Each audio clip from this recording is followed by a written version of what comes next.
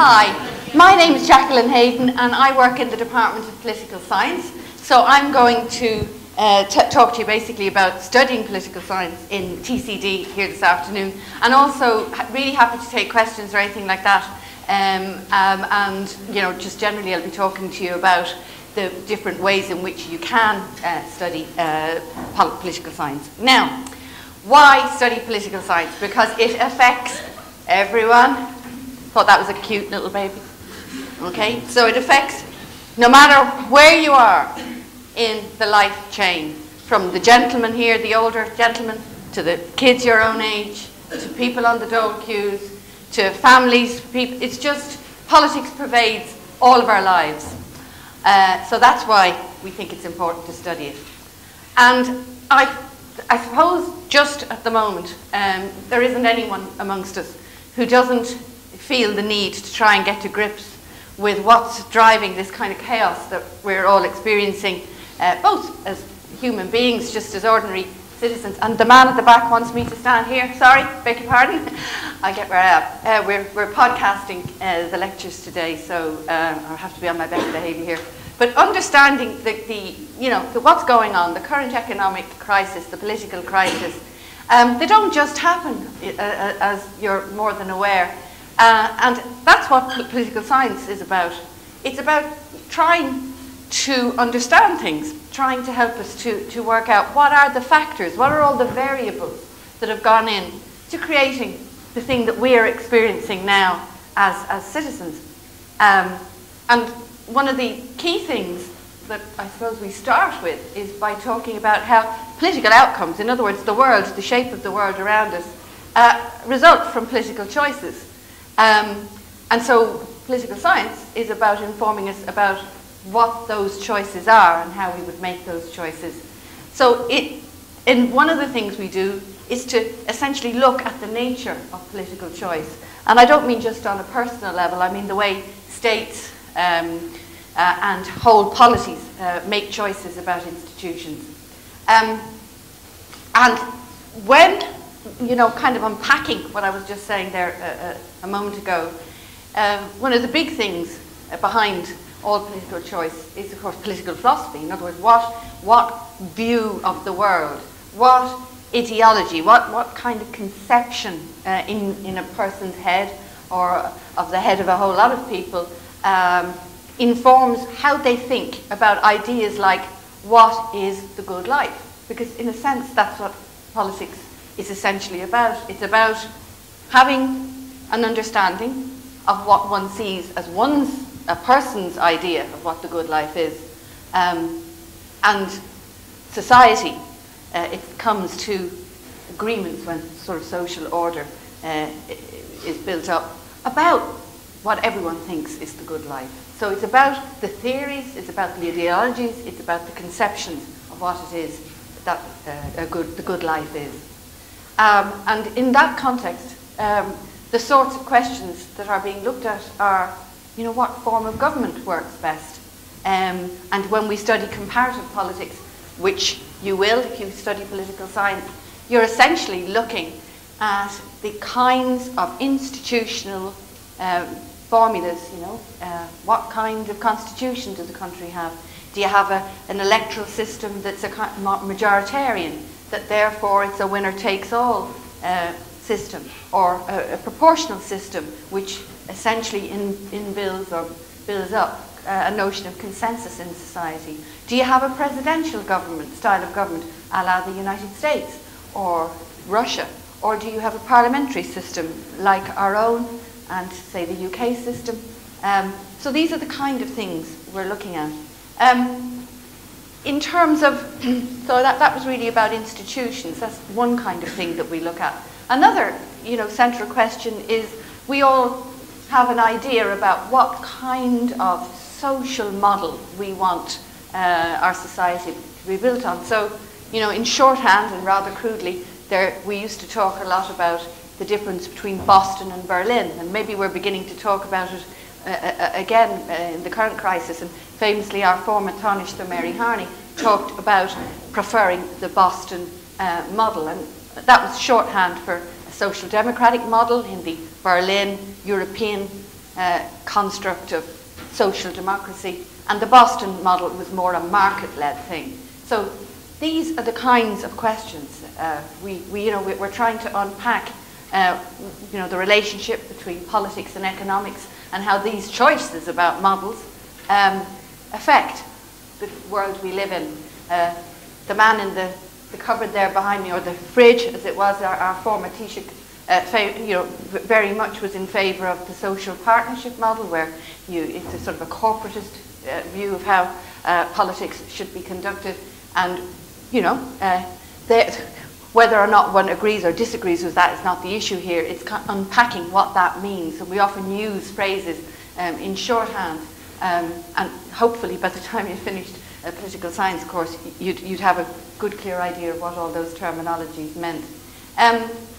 In terms of, it's not just about issues relating to inside the state. Of course, we're also looking at international relations, how states relate to each other, and different theories. There's a lot of theoretical material covered in political science that tries to look at, what explains the international world, what explains how states relate to each other, and looking at important questions, like how power is used, how global power is used, issues like sovereignty, and how, currently, I suppose most of us are conscious of the outside forces that seem to be having such a profound effect on the internal running of our own country. So it's understanding sovereignty in a globalized world, and we obviously look at terror and issues like that as well.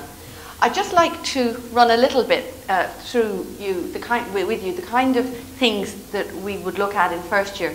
I take the first year Introduction to Political Science course, and when you study politics with something else in TCD, you take in first year an introduction to sociology, and you also take an introduction to economics as part of the course. So our side, be you a history political science, or a geography political science, or a law political science, or indeed you study it through BESS or the other ways, you take an introduction to economics, you can take an introduction to sociology, and then you take the political science. In first year, broadly speaking, there are 6 core areas, and we start with the very fundamental question as to what politics is and why it matters. We broadly posit that politics is about who gets what, when, how and why. And we start with key concepts like power, and then we look at key theories. We start with different conceptions of the state, Thomas Hobbes' famous Leviathan, and we give an overview. We don't do an in-depth view of political theory, that comes in other years, but we look, broadly speaking, at all the great thinkers in a problem-based way. We tend to teach the first year class very much based on issues. So we look at problems and we then look at them from different perspectives. But in that first section, essentially we ask questions about politics and about the idea of power, about what is a nation, what is a state. In the second module we start with the idea that really politics is about the world being essentially a place of scarce resources, and we conceive of the problem then as being one of how you manage those scarce resources when, arguably, if you look at if you conceptualize man as being a self-interested actor, or that he acts in his own interest all of the time, you get this problem of how it is that you can get cooperation. How do you get people to share? So we conceive politics as being about dividing the cake. And in that section of the course, we really unpack the different answers to that question. And we look at, what does a democratic state look like? What does a communist one? What does an anarchic state look like, if it existed? Theoretically, an anarchic state can exist. We look at, what are the fundamental basics of a market capitalist solution? And we then sort of move on to sort of focus on things that you are more familiar with. In other words, systems that we exist in this part of the world. We look at representative democracy. But we're really looking in that at how different institutions that we, at some stage in our history, have chosen, like founding constitutions, etc. And we look at how those institutions shape the world we live in. Including in that, we would look at voting behaviour.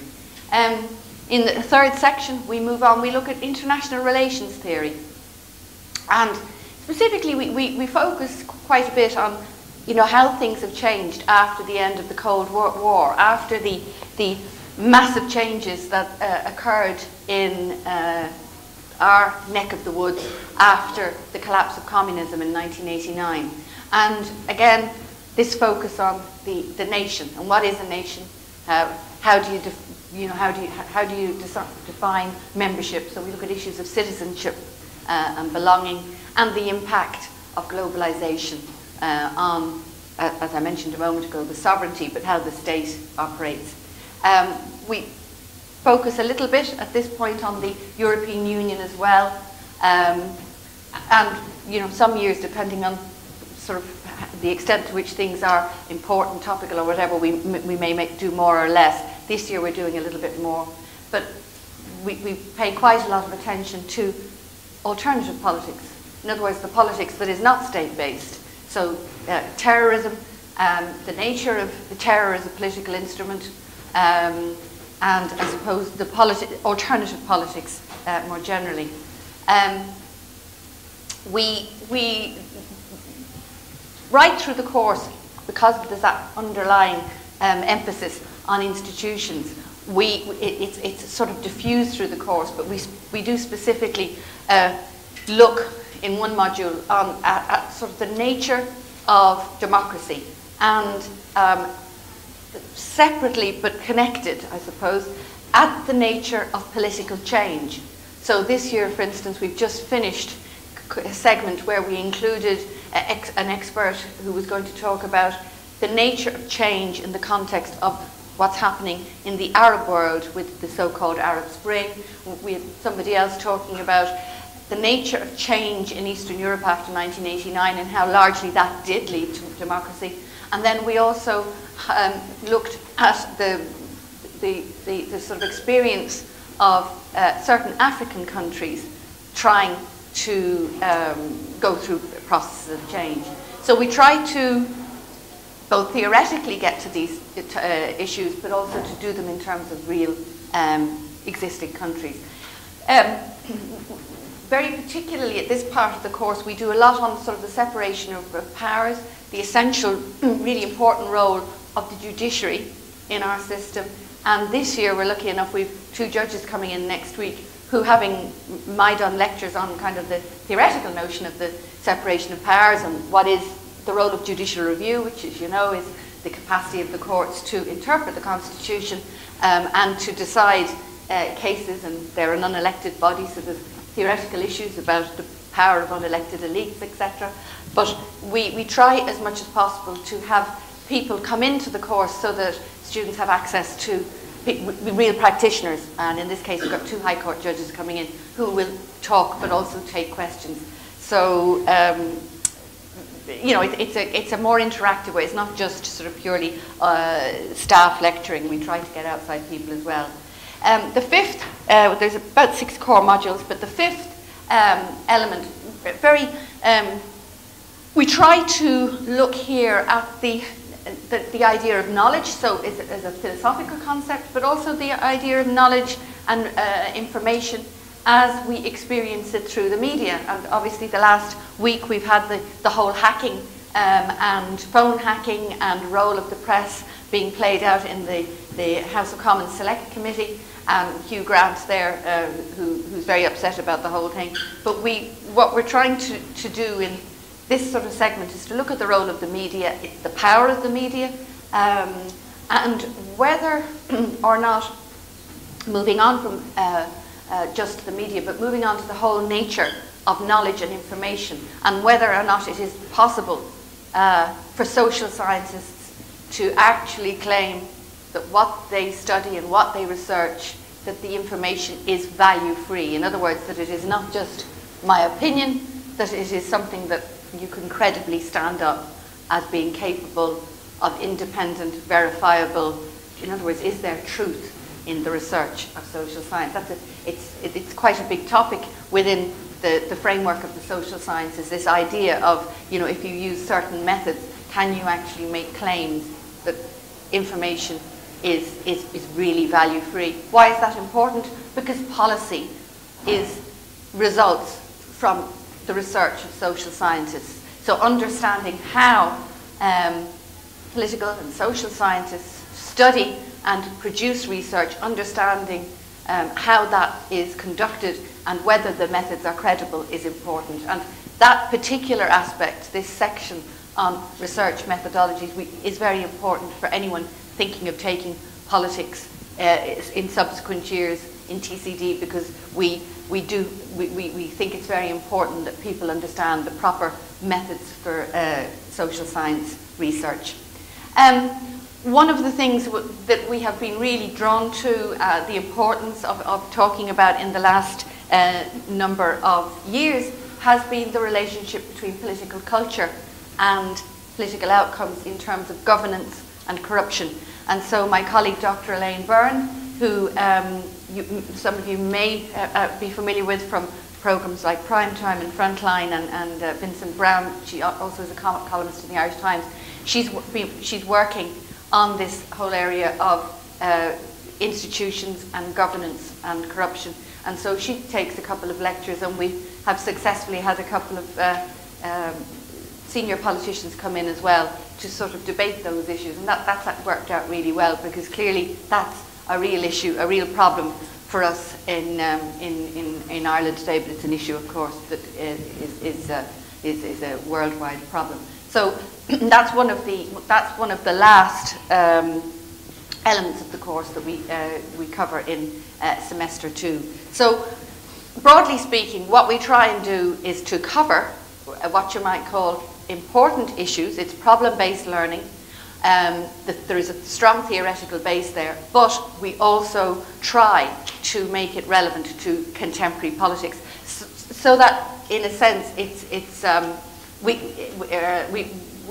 we like to teach it in such a way that we draw in people who are really keen to stay doing politics, but also for our audience of people who only take politics as an option. I'm just literally going to flash these on the screen for you before I take questions, and just mention about the jobs market, because I want you just to get a flavour of what you can do in a more deep way in politics, in political science in second year. You do a history of political thought, which, in other words, is the deeper version of the skate-through that happens in first year, and it is a skate-through. So, and international relations and comparative politics.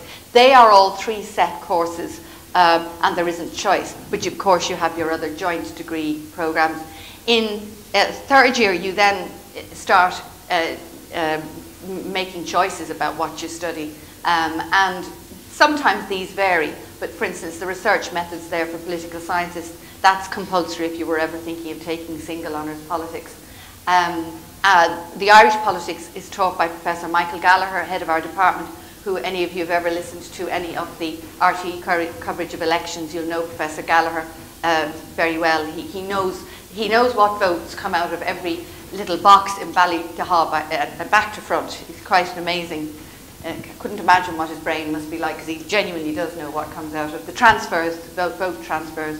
As I said, democracy and development is a course that particularly people thinking maybe of going to work for non-governmental organisations or international aid agencies, or, you know, it's a very interesting political economy type course that takes economics and politics together, and the European Union politics speaks for itself there. In fourth year there is quite a lot of choices. The research seminar would be a very, very small class, and you would be producing the most of your assessment there would be by dissertation, and you would work very much closely with the supervisor on a research topic of your choice. Contemporary political theories is what it says in the tin. it is contemporary political theorists, and it's actually, again, a really, I suppose the focus can change sometimes, depending on who's teaching it. It can be really contemporary in the sense of that sometimes people choose to take theorists of very recent times and with a particular interest in some particular area, like, say, for instance, distributive justice or something. Political parties is, again, a course taught generally by Professor Michael Galler, head of department, and it is what it says in the tin. Issues in contemporary politics, I teach. It's a small group teaching. There's no exam. We try to get students to think in an interdisciplinary fashion in this class, and they take topics of their own choice. I work with them, they develop them, they present on them, and it's continuous assessment, 3 or 4 presentations with a research proposal. It's a very much a one-to-one type teaching situation, which is sort of a different model in college. Contemporary international relations, again what it says in the tin. A comparative political reform, very interesting course taught by my colleague Dr. Elaine Byrne, and again that's essentially focusing on how we make politics accountable and what institutions work. And the politics of inequality is a really interesting new course. My colleague Dr. Tim Hicks, who's talking essentially about what it is that drives inequality in society. So listen, that's a bit of a paddle through very quickly what you can do. The routes to it are through business economics and social studies. That most of you will know that that's a route. So you can still, if you come in and do political science as part of BESS, you can still end up doing politics in 4th year if you want to. You can do it as a BizPol degree. The history and political science route is one of the oldest routes, and everyone's familiar with that. Philosophy and politics. New courses. This is the first year that the politics, philosophy, economics and sociology, that's PPES there, it's the first year that they've actually graduated. It's a new degree, hugely successful. JogPol and LawPol, they're only 3 years in on the go, and just the combinations seem to work really, really well. You know, there's other combinations and ways you can get into it, but the great thing about having political science in your degree is that it sets you up for really an awful lot of different areas. I mean, the kind of material, because it's leaking, because political science is at the cusp between law and economics and philosophy. It's one of those subjects that gives you a great analytical base for an awful lot of jobs. And you know, our students are working in all kinds of areas. At the moment, I mean, one of the 4th years last year has just got an internship with Channel 4 in Washington. There's another student has an internship on the Court of Auditors. So they go all kinds of different directions. But it's I would say to you, it's a pretty useful basis. And remember that when you take sort of the various combinations, you can end up doing, in most of these choices, you can end up doing just one if you want to, or you can retain the sort of joint nature of it. That's me. If anyone has any questions, I'm happy to take them, because I think I'm meant to be out of here very shortly. And thanks for your attention. Any questions? Yes? Are you at a disadvantage if you didn't do politics at A-level? I met you this morning, I think. No? Oh, I didn't know. There you are. I just heard the voice. I was on the stand for a while. No, you're not, because you know, for instance, you said A levels. Most students, say, if they were coming from secondary school in the south, would have only maybe done the modern day equivalent of civics. I've forgotten what it is. I'm so out. But in any case, there's no problem. No problem at all. And remember that the whole point about there being an introduction to political science is that we do take it at, it's a funny old thing really, because it is hard enough to teach on the one hand at a level that satisfies the needs of people who are really, really into it, right? But we're really conscious that you have to pitch your level so that it is, you know, available to all. So I wouldn't think it's a disadvantage at all, you know. Anyone else?